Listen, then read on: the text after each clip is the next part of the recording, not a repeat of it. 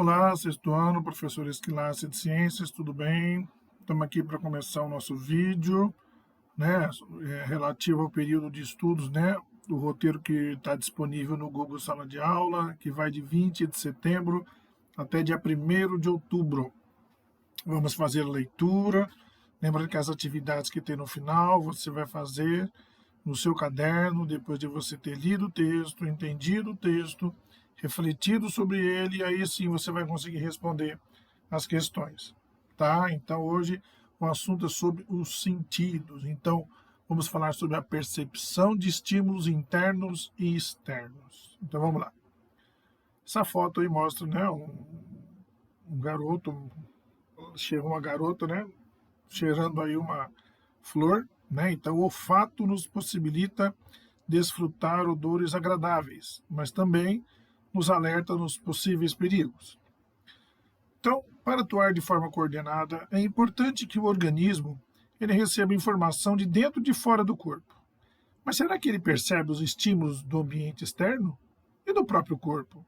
Como essas informações chegam aos sistemas de coordenação do corpo? Esses são os temas que veremos nesse capítulo. A percepção de estímulos pelos seres vivos. Bem, uma das características compartilhadas pelos seres vivos é a capacidade de perceber estímulos dos meios interno e externo e reagir a eles. Como exemplo dessas situações estão a fome e a necessidade de se alimentar, o frio, o calor e a necessidade de buscar locais mais quentes ou mais frescos, o estresse do perigo e a necessidade de se defender de predadores. Os estímulos do próprio corpo, que é o meio interno, e do ambiente, que é o meio externo, mediam a relação dos organismos com o ambiente e com os outros seres vivos e estão associados aos sistemas de coordenação do corpo. Os estímulos internos são captados e transmitidos por receptores com duas informações principais: a posição das partes do corpo em relação umas às outras e ao ambiente, e perceber o estado geral do meio interno, como a temperatura e a quantidade de substâncias no sangue, hormônios, açúcar, gases respiratórios, possibilitando então a sua regulação e ajustes para a manutenção do equilíbrio interno. Os estímulos do ambiente podem ser percebidos pelos seres vivos de maneiras diferentes. As esponjas, que são seres vivos que vivem no mar, por exemplo, não apresentam células sensoriais ou nervosas, mas são simples ao toque, que geram uma resposta lenta, provavelmente passada de célula a célula. Nos quinidários, tipo água-viva, né, representados pelas águas vivas e as anêmonas, como a gente já viu no filme Procurando Nemo, o sistema nervoso ele é difuso, ou seja, há apenas células nervosas dispersas que captam, transmitem e reagem aos estímulos. Entretanto, há animais que apresentam órgãos sensoriais, que concentram os receptores, células nervosas especializadas na captação e na transmissão de estímulos na forma de impulsos nervosos, que são conduzidos até regiões específicas de um sistema nervoso central, onde são interpretados e são geradas respostas.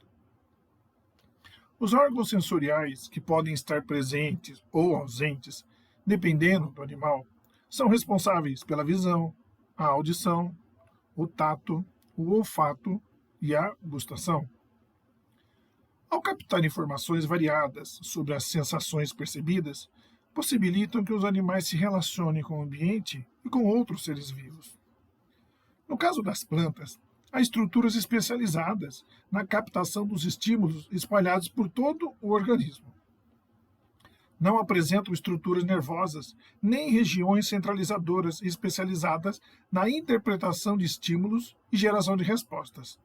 A reação aos estímulos é mediada por hormônios vegetais, como veremos a seguir. As respostas dos animais aos estímulos. Os receptores são células existentes nos animais especializados em captar os estímulos do ambiente. Eles podem ser classificados em mecânicos ou mecanoreceptores.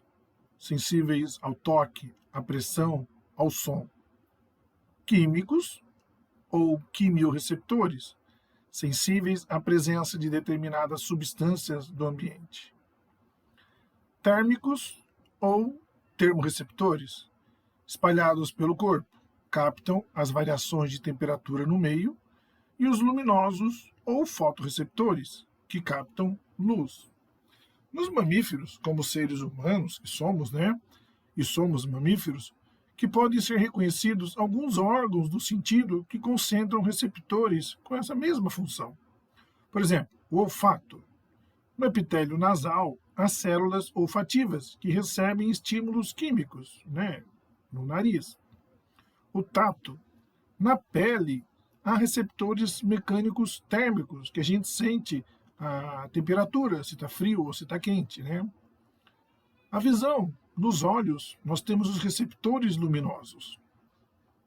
No ouvido, nós temos a audição e o equilíbrio. Nas orelhas, as células que recebem estímulos sonoros. E a gustação, que está na língua, onde localizam-se as células gustativas, que recebem estímulos químicos. Então, basicamente, os mamíferos apresentam 5 sentidos: visão, audição, olfato, gustação e tato. Desses órgãos, os estímulos são transmitidos aos sistemas de coordenação, que é o sistema nervoso e o sistema endócrino, onde são geradas as respostas. Então, nós temos uma comparação aqui entre os sistemas de coordenação que nós temos. O sistema nervoso, que a via utilizada são os nervos, e o sistema endócrino, que são os vasos sanguíneos. E como é que se transmite isso? Como é que é o sistema de transmissão do sistema nervoso? É por impulsos nervosos. E pelo sistema endócrino, são os hormônios. E quais são as funções que regula e coordena? O sistema nervoso são aquelas que exigem respostas rápidas, como a locomoção. Agora, o sistema endócrino são aquelas que exigem respostas sustentadas, como o crescimento. E as respostas das plantas aos estímulos? Em geral, as plantas reagem ao estímulo pela ação de hormônios vegetais, ou chamado de fito-hormônios. Esses sinalizadores químicos respondem a estímulos luminosos, luz ou variação da sua intensidade, gravitacionais, que é uma orientação da direção de crescimento de partes da planta, principalmente o caule e a raiz. Quer dizer, como é que a raiz sabe que é para baixo e como é que o caule sabe que é para cima? Mais ou menos isso. Químicos, presença ou variação de substâncias químicas. Térmicos, variações de temperatura. Hídricos, variações na quantidade de água no ambiente. E mecânicos, contato com objetos sólidos. Então, esse desenho aí, você tem uma planta, onde as raízes das plantas, elas reagem à gravidade crescendo para baixo. Já o caule, ele reage à gravidade crescendo para cima, mesmo que seja colocado na horizontal, como na imagem do lado. Então, a raiz crescendo para baixo, isso se chama geotropismo positivo, cresce para baixo. E o caule é o chamado de geotropismo negativo, que ele cresce para cima. Interessante, hein? A percepção de estímulos pelos seres humanos. Nos seres humanos, os receptores podem estar distribuídos pelo corpo ou concentrados nos órgãos sensoriais, que são 5: olhos, orelhas, pele, nariz, que tem o epitélio nasal, e a língua. Depois de captados, os estímulos devem ser levados por nervos, que são os transmissores, até o cérebro, que é o órgão transformador. Em relação à visão, os olhos são os órgãos sensoriais responsáveis pela visão. Os receptores de estímulos luminosos encontram-se na retina e são de 2 tipos, os cones e os bastonetes. Tudo isso tem dentro do seu olho, o olho de todo mundo, todas as pessoas. Tá? Os cones, embora menos sensíveis à luz, eles detectam informações sobre as cores. Os bastonetes, que são mais sensíveis à luz, eles distinguem claridade, escuridão, movimentos e formas. Os fotorreceptores, eles transmitem os estímulos luminosos na forma de impulsos nervosos, que são conduzidos pelo nervo óptico até o cérebro, onde são interpretados, ou seja, onde as informações visuais são construídas. Então você tem aí um pedacinho de uma retina humana, onde você tem células dos bastonetes, do cones, células na horizontal, a célula bipolar e a célula ganglionar, que é o neurônio, e a célula amácrima. Então, receptores de visão e outros neurônios da retina. Tá? Tudo isso para facilitar, para possibilitar a nossa visão. E a audição e o equilíbrio? As orelhas são os órgãos sensoriais responsáveis pela audição e pelo equilíbrio. Cada parte da orelha ajuda na audição de uma forma específica. O pavilhão auricular, que é a orelha, ajuda a captar os sons e os direcionar à membrana timpânica, que vibra ao receber as ondas sonoras e por meio dos ossículos, que são ossos muito pequenininhos dentro do nosso ouvido, transmite-as para o líquido que preenche a cóclea, uma estrutura do lá dentro. No interior da cóclea existem células mecanorreceptoras sensíveis à vibração sonora, que transformam esse sinal em impulsos nervosos, transmitidos para o cérebro pelo nervo auditivo. No cérebro, os estímulos são interpretados e as informações sonoras são construídas. Esse texto que eu acabei de ler para vocês, tudo o que vocês leram agora acabou de acontecer dentro do seu ouvido. Tá? Foi assim que você conseguiu ouvir o que eu falei, o que eu li aqui. E eu também consegui ouvir o que eu li, graças a esse processo que foi descrito aí nessa audição.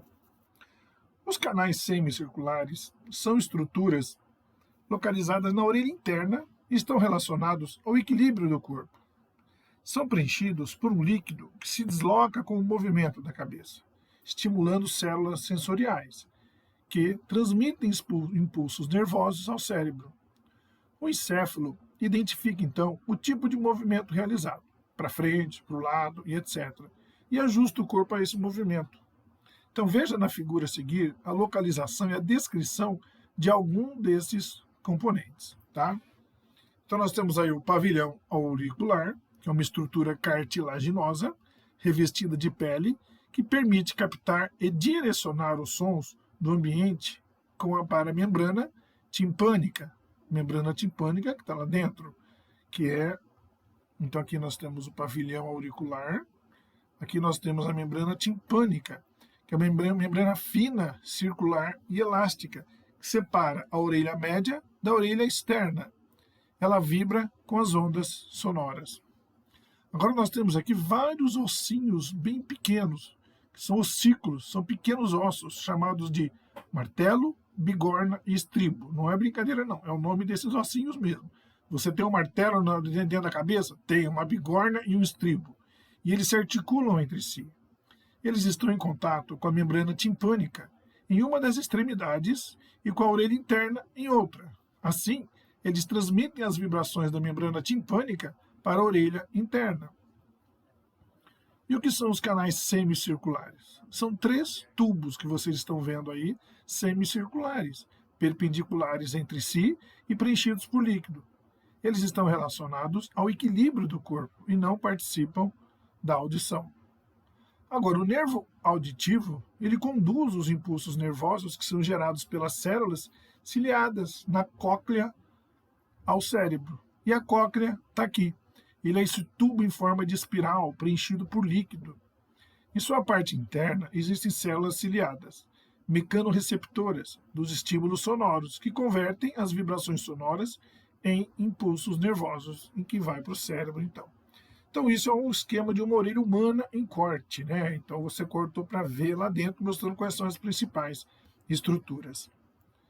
Então, além dos canais semicirculares, diversas outras estruturas emitem sinais ao sistema nervoso para que o equilíbrio seja mantido, como os olhos e alguns receptores localizados nos músculos e nos tendões. Podemos perceber a ação conjunta dessas estruturas realizando um movimento de giro, que faz o líquido dos canais semicirculares se movimentar. Ao interrompermos o giro bruscamente, o líquido vai continuar se movendo por um tempo, mesmo com o corpo parado, imóvel. Isso vai causar uma sensação de tontura, devido a um conflito de informações. Embora o líquido indique que há movimento, os olhos indicam que o corpo está parado. Então, quem já não fez essa brincadeira de girar e ficar tonto, né? Está explicado cientificamente para você por que isso acontece. E o tato? O tato, ele é o sentido relacionado aos mecanorreceptores e aos termorreceptores que ficam próximos da superfície do corpo. Nos seres humanos, a pele é o órgão sensorial do tato. Ela é constituída de dois tecidos, a epiderme e a derme.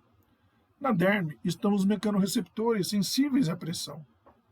Além desses receptores, as terminações nervosas livres são sensíveis principalmente à dor, mas também a uma grande variedade de estímulos, como pressão, frio e temperatura. Então você tem aí um esquema da pele, né? Um esquema da pele humana em corte, mostrando seus componentes e a localização desses receptores táteis. O conjunto de informações percebidas pelos receptores presentes na pele e interpretadas pelo cérebro produz a sensação do tato. E do lado você tem o sistema Braille, que foi desenvolvido pelo francês Louis Braille, em 1809 a 1852. Ele nasceu em 1809 e morreu em 1852. Ele é um código de escrita e leitura baseado em 53 símbolos em relevo, resultantes da combinação de 6 pontos. Esse sistema permite aos deficientes visuais ler por meio do tato. Os mecanorreceptores na ponta dos dedos reconhecem o conjunto de pontos e transformam esses estímulos em impulsos nervosos, que no sistema nervoso central são interpretados como letra, número ou símbolo. O olfato. O epitélio, que é a pele, tipo de uma pele, que reveste a cavidade nasal dentro do nosso nariz, ele é responsável pelo olfato. As substâncias capazes de estimular o olfato dispersas no ar difundem-se no muco que reveste as cavidades nasais e estimulam as células olfatórias, que são quimiorreceptores, gerando impulsos nervosos. O nervo olfatório ele transmite os impulsos nervosos para o cérebro, que interpreta e identifica o tipo de sensação olfativa. Então você tem aí mostrando onde ficam as células olfatórias. Aqui nós temos o nervo olfatório e aqui a cavidade nasal. E aqui é por onde entra o ar com moléculas que estimulam essas células olfatórias. Tá? Então é um esquema da cavidade nasal humana em cortes, mostrando a localização das células olfatórias. Então, no interior das cavidades nasais, também há glândulas produtoras de muco, que barra a entrada de partículas presente no ar inalado, que é a famosa caquinha, né? Ou, mais antigamente, o pessoal chamava de ranho. Então, vamos lá. Gustação. A gustação também depende de quimiorreceptores. Nos seres humanos, a língua é o principal órgão sensorial responsável pela gustação. Por toda a superfície da língua há várias projeções denominadas papilhas gustatórias e estruturas que contêm os receptores. As papilas gustatórias, que também existem em menor quantidade no palato, na faringe e na laringe, em outras partes do corpo, né, depois da língua, detectam gosto doce, salgado, ácido e amargo. O quinto gosto, denominado umami, palavra de origem japonesa que significa delicioso, saboroso, foi identificado há mais de um século, porém só foi reconhecido como quinta sensação gustatória recentemente. Ele é encontrado em alimentos como sardinha, tomate e produtos industrializados, com intensificadores de sabor. Para que os compostos químicos presentes nos alimentos sejam percebidos pelas papilas, eles devem estar dissolvidos em água, o que a saliva proporciona no momento da mastigação. Cada papila gustatória apresenta terminações nervosas, que são estimuladas ao entrar em contato com essas substâncias. Os nervos, então, transferem o estímulo para o cérebro, que interpreta e identifica o tipo de sensação gustatória. Então, você tem o paladar humano aí, mostrando um pedaço aqui da língua, né? Um pedacinho aqui, papila gustatória, os botões gustatórios, né? E aqui a célula sensorial, que é um quimiorreceptor. E aqui o botão gustatório. Tá? E os neurônios sensitivos que vão levar essa informação. Tá? Embora o sentido da gustação seja o responsável pelo reconhecimento dos 5 gostos, é a combinação desses, associados aos estímulos olfativos e táteis da língua, que produz os diversos sabores existentes. Essa associação entre o olfato e a gustação na percepção de sabor fica evidente quando estamos resfriados. Nessa condição, o olfato ele fica prejudicado pelo excesso de muco produzido na cavidade nasal, reduzindo a estimulação das células olfatórias, o que diminui a percepção de sabor dos alimentos. Agora, quais cuidados a gente tem que ter para manter a saúde dos nossos órgãos dos sentidos? Bem, várias são as causas das doenças que afetam os órgãos dos sentidos. Algumas são provocadas por micro-organismos, outras são hereditárias, né? A gente herda do pai e da mãe. E outras ainda se devem a questões comportamentais, como imprudência, falta de higiene e hábitos que são inadequados. Algumas dessas doenças causam transtornos transitórios. Outras, no entanto, podem ser mais graves, ocasionando a perda total do sentido. Então veja a seguir algumas atitudes recomendadas para a manutenção do bom funcionamento dos órgãos dos sentidos. Primeiro, manter uma alimentação saudável e equilibrada, com nutrientes variados. Evitar o consumo de bebidas tóxicas, como álcool e cigarro, que afetam organismos de uma maneira geral. Fazer consultas médicas periódicas. Ler sempre em locais bem iluminados, para não forçar a visão. Evite lugares barulhentos e com material particulado em suspensão. Ouvir música em intensidade moderada, principalmente se estiver usando fones de ouvido. Sons em intensidade muito alta podem causar a perda da audição a médio e longo prazo. Usar protetor solar para proteger a pele das radiações solares, hábito que deve ser mantido inclusive em dias nublados. Não utilizar objetos pontiagudos que possam machucar as orelhas ou danificar a membrana timpânica. E escovar os dentes e a língua após cada refeição. A falta de higiene bucal produz acúmulo de substâncias sobre as papilas, limitando então a sua sensibilidade e promovendo o aparecimento de cáries nos dentes e até inflamação na gengiva. Tá? Então é isso, gente. Aí vocês têm aqui as atividades, que são 9 atividades, que vocês podem fazer tranquilamente, depois de ter lido, entendido o texto, refletido sobre ele, aí você pode responder no caderno e aí colocar lá no Google Sala de Aula, no teu lugar, lá no teu nome, onde está lá no GSA, a atividade feita, né, através de foto que você tira da atividade que tem que ser feita no caderno. Tá bom? Gente, é isso então. Então até a próxima semana com a correção dessas atividades aqui. Ok? Um abraço e até mais.